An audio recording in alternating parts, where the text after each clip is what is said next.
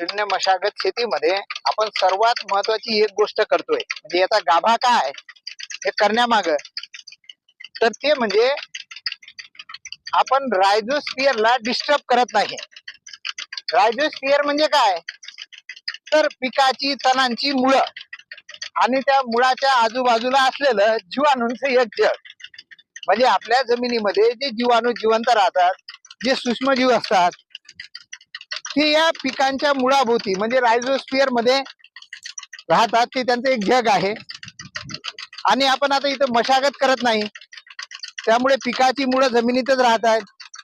आता इथं काही गहू जाळला गेलाय, परंतु पिकाची गव्हाची जी मुळं होती ती जमिनीतच आहेत. त्यानं एकदम बांधून ठेवलेलं आहे. नाहीतर इथं आपल्याला दिसतं की हा गाळ वाहून गेला असता मोठ्या प्रमाणात, पण आपल्याला दिसतं आता ठिकठिकाणी हा गव्हाचा कचरा आहे, गव्हाच्या काड आहे इथं, त्यामुळे गाळ वाहून